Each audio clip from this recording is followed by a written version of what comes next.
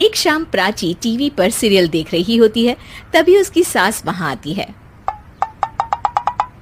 अरे सीरियल में तो ऐसे मग्न है जैसे आज रात का खाना पड़ोसी आकर बनाएंगे।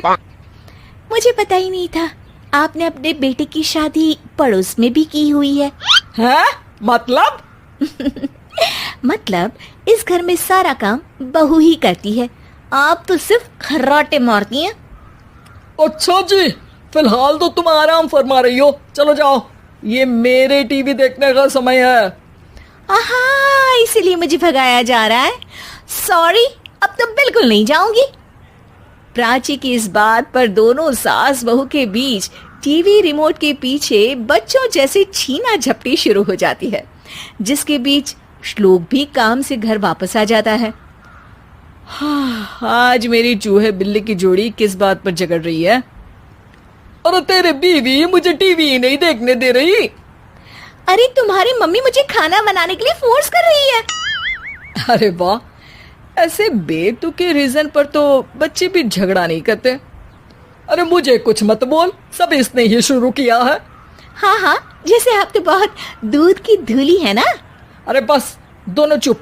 प्राची जाओ, खाने की तैयारी करो। और माँ तुम छोड़ो, तुम्हें क्या बोलूं, शांति से अपना सीरियल देखो, मुझे दोबारा लड़ने की आवाज सुनाई नहीं देनी चाहिए।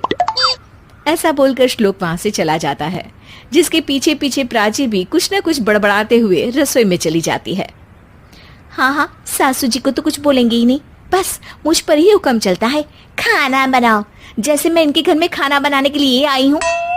इसी तरह शाम बीतती है और रात को श्लोक और प्राची की सास खाना खाकर सोने चले जाते हैं, लेकिन प्राची गुस्से में कुछ खाए बिना काम में ही लगी रहती है।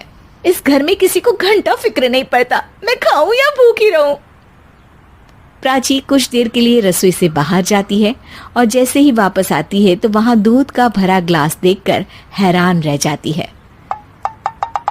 फिक्र पूरी है, बस दिखाना नहीं है।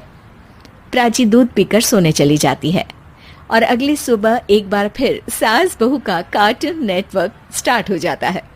ये तुमने ही किया है। अरे अजीब जबरदस्ती है, मैं बोल रही हूँ मैंने कुछ नहीं किया। दोनों ने मिलकर पूरे घर को पागल खाना बनाया हुआ है। यहाँ कोई नॉर्मल इंसान तो रह ही नहीं सकता, इसीलिए अब पड़ोसी क्या रिश्तेदार भी घर आने से कतराते हैं। और सुन बेटे, तू भी चंगा, तेरी माँ भी चंगी, तेरी बीवी भी चंगी, रिश्तेदार। हाँ जी, आपको नहीं पता क्या, गंगाधर ही शक्तिमान है, रिश्तेदार ही। हाँ हाँ, बस समझ गया। कभी जानवरों जैसे लड़ेंगी तो कभी जुगलबंदी करेंगी। भाई मैं आप दोनों के बीच में नहीं फंसना चाहता। सास बहू की इस मनमौजी जोड़ी